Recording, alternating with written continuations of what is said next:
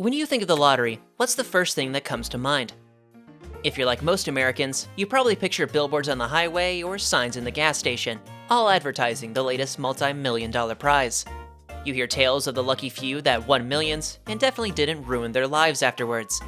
You think about the huge sums of money transferred from the lottery and used for local education. It seems harmless, a way of letting a few people live the high life, give the rest some hope, and help public services either way. Unfortunately, the lottery is a far less benevolent institution than it lets on, and while Mega Millions and Powerball may be its face, the lottery's seedy underbelly is scratch cards. Like and subscribe. Scratch cards are a form of instant lottery, one where you purchase a ticket, scratch off the appropriate sections, and instantly know whether you've won. Developed in 1974, scratch cards were an immediate and enormous success. Tickets were flying off the shelves, and distributors had difficulty keeping up with demand. First introduced in Massachusetts, the absurd popularity of scratch tickets led to their spread in every other state with the lottery.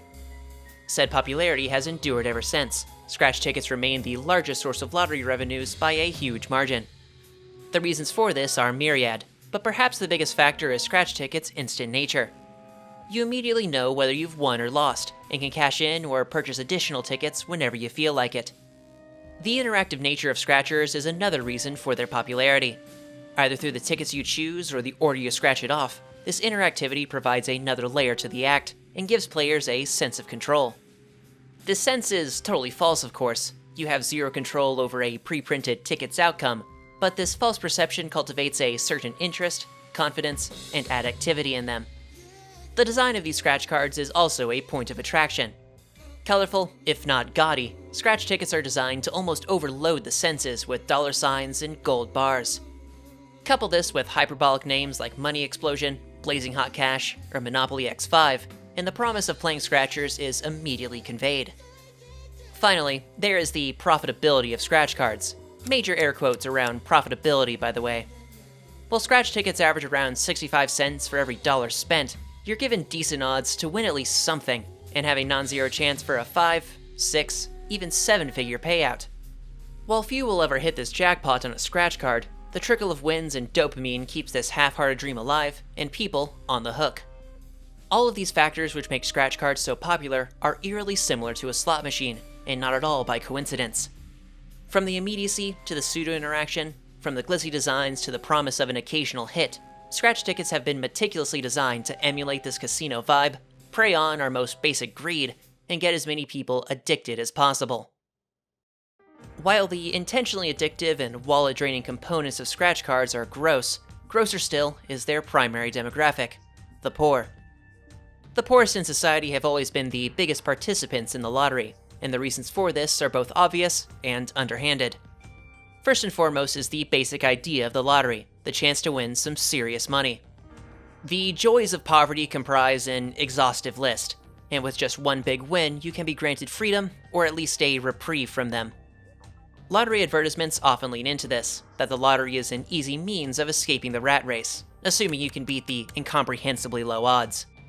For the 60% of Americans without even $1,000 in savings, such a proposition is the most promising offer of riches, if not basic survival. Lottery retailers are well aware of this, as the advertisement and location of lotteries are directly targeted at the poor. From gas stations to convenience stores, you're much more likely to see scratchers or lotto tickets sold in low-income and/or non-white neighborhoods. By sheer statistics, the inhabitants of these neighborhoods are much more likely to participate in the lottery and buy a few scratch cards. To that end, scratchers are the primary choice for poor folk, not just out of hope for a big win, but out of desperation. If you're behind on bills and only have $20 to your name, a scratch ticket can immediately and legitimately get you out of that hole. Even if it yields nothing, you are screwed either way, so why not just take a chance and hope for the best? In line with this, you have the poorest members of society participating in lotteries in disproportionate number. The top 10% of lottery spenders, a predominantly minority, poorly educated, and impoverished cohort, account for around 2/3 of the lottery's multi-billion-dollar revenues. In terms of actual dollar amounts, these players average around $200 a week on lotto tickets, if not more. While they're bound to get some money back thanks to the okay odds on scratchers, the overwhelming majority will be in the red week after week. For them, lotteries and scratch cards are either an addiction nigh thrust upon them, or their last, best option. In a society where social mobility is increasingly a pipe dream, and the poor are treated with indifference, if not disdain, the anemic sliver of hope that is the lottery is preferable to the void of despair otherwise offered. In short, lotteries, and more specifically scratch cards, are a regressive system designed to prey upon and addict the poorest in society.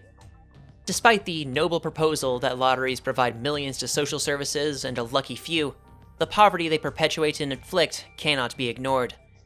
What also can't be ignored are the groups promoting the system and profiting handsomely from it: lottery operators. As mentioned previously, scratch cards make up the bulk of lottery revenues, and the scratcher industry is dominated by two figures: International Games Technology and Scientific Games. Games is unique in that it both pioneered early scratch cards and heavily promoted their spread throughout the US. The first state to legalize lotteries in the modern era was New Hampshire in 1964, and much of New England would follow suit throughout the 60s and 70s. Games introduced their scratch tickets in 1974, and they spread to every state with legal lotteries by 1976. While a success for Games, this presented an issue. They had dominated the lotto market, but had no prospects for growth. To address this, Games engaged in major lobbying efforts throughout the 80s and 90s to implement lotteries in states across the country. Their efforts were a resounding success, taking the lottery from mostly New England to a majority of states by 2000. Correspondingly, Games often received contracts to administer lotteries and sell scratchers in these states, a huge win for the company. Now in 2023, lotteries are present in all but 5 states, and Games has a hand in nearly all of them. The result has been annual revenues in the billions for Games, International Games, and other lottery operators in the states. Lottery retailers have also profited handsomely from this system. Gas stations and convenience stores which sell lotto tickets have another point of attraction and see greater sales across the board. Furthermore, these stores receive a commission on every ticket sale, and get bonuses if they happen to sell winning tickets. Essentially, they're playing the lottery, but with no chance of losing, and are thus incentivized to participate in this system. These handsome revenues for lottery operators and retailers are of course built off the losses incurred by their customers, and again, primarily from scratch tickets. The individual consequences of this system have already been discussed, but this mass adoption of the lottery has had a broader, negative impact on local communities as well. Every dollar lost on the lottery is extracted out of these communities and concentrated in the hands of these massive, centralized lottery operators. Many of these operators, like Games or International Games, aren't even based in the US. These companies may have started here, but were sold off to Canadian, British, and Italian interests over the past decade. In other words, losses incurred by the lottery don't just leave the community, but the country, and are unlikely to trickle back down. Given that the poorest in society are most likely to participate in the lottery, the consequence is the further divestment and impoverishment of already poor neighborhoods. The end result is a cycle of poverty. These hopeless lotto addicts just burn their paychecks on scratch cards, sending their money out of their communities and into the pockets of faceless asset managers in Rome or London. In spite of the myriad negatives and manifest harmful effects of the lottery, there remains one purported positive, however: public funding through the lottery. Of the billions spent on the lottery every year, around 25 to 30% ends up in state and local coffers. This has always been a component of lotteries, being viewed as a painless tax, and was a major justification for their spread in the 80s and 90s. State governments also believed they could fund substantial portions of their budgets through lottery revenues rather than direct taxation. In reality, once lotteries were implemented in various states, the revenues generated through them made up around 1% of a state's budget. Rather than rely on the lottery as a primary source of revenue, a non-option, states frame the lottery as a means of funding one or two particular programs. The most common of these are education-related, either funding for public schools or for college grants and scholarships. Outside of education, you see lottery revenues used for libraries, public parks, veterans agencies, environmental groups, and a host of local initiatives. On its surface, this seems like a definite positive. The lottery just provides more funding for these important public services. However, it's worth rehashing that lottery revenues provide a minuscule percentage of the state's overall budget, far less than can be relied upon. These revenues can fund at most a portion of a program or two, and while this is in no way a negative, the reported benefits are overstated at best. Furthermore, and paradoxically, programs that receive funds through lottery revenues often see their budgets reduced over time. The extra funding they receive through the lottery is often slashed from the general budget and allocated elsewhere. It's a smokescreen, a way of claiming lottery funds go to something noble when they're actually used for tax cuts or donor kickbacks. Finally, of the public revenues generated through the lottery, a pathetic 0.07% is used to address problem gambling. There is a perverse incentive to not actually address the problems caused by the lottery, as it would directly impinge on the revenues generated by the system. As a result, the biggest supporters and addicts are left to descend into further degeneracy, just so public funds can not go to education. In summary, the supposed public good of the lottery, its use in funding public services, is at best minimal and at worst a farce. Couple this with the manifest negative effects of the lottery, the impoverishment, the divestment, and the addiction, and the reasons for even having a lottery are few. To leave scratch tickets, lottos, and all other forms of lottery in its current state would be unwise to say the least. So how can we change them?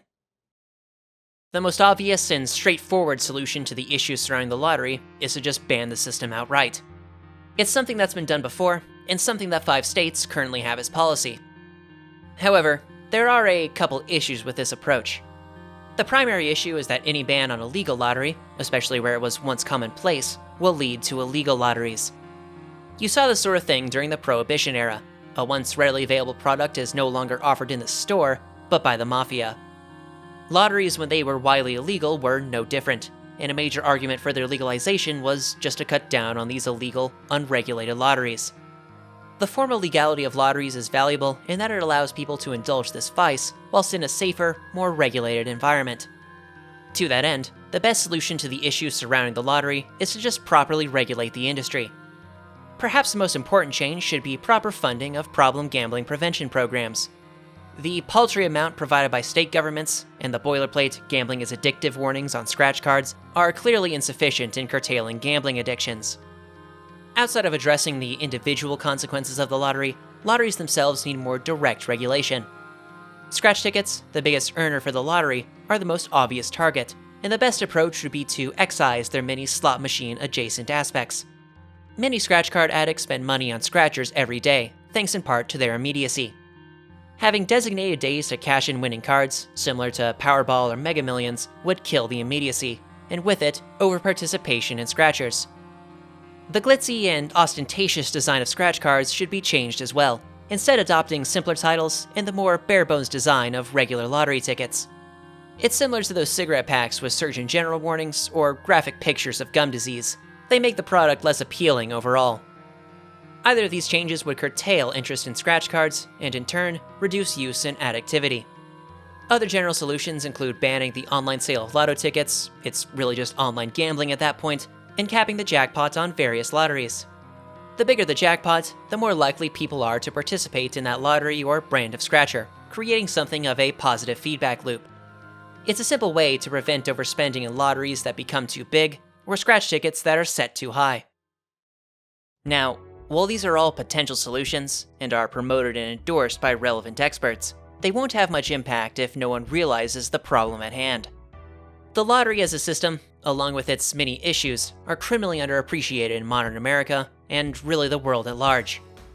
I don't think we can, nor should we try to ban lotteries outright, but its excesses in lieu of regulation need to be reined in. Hopefully in time we can properly acknowledge the problems with the lottery, address its many issues, and reduce the number of people dropping hundreds on glitzy scratch cards and a dying dream. Hey, thanks for reaching the end, and I hope you enjoyed this vid. A major source and inspiration for this video were a couple articles looking specifically at scratch cards, along with their impact on the lottery in America. While I've covered issues with the lottery in the past, said articles help put into perspective a lot of the history and issues surrounding the lottery, and I in turn wanted to discuss it here. I hope I provided a useful perspective and primer to these issues, along with some reasonable, attainable solutions. Maybe leave me a comment with your thoughts on this. With that out of the way, shake hands with a like, hug the subscribe button, and that bell. Until next time, take care.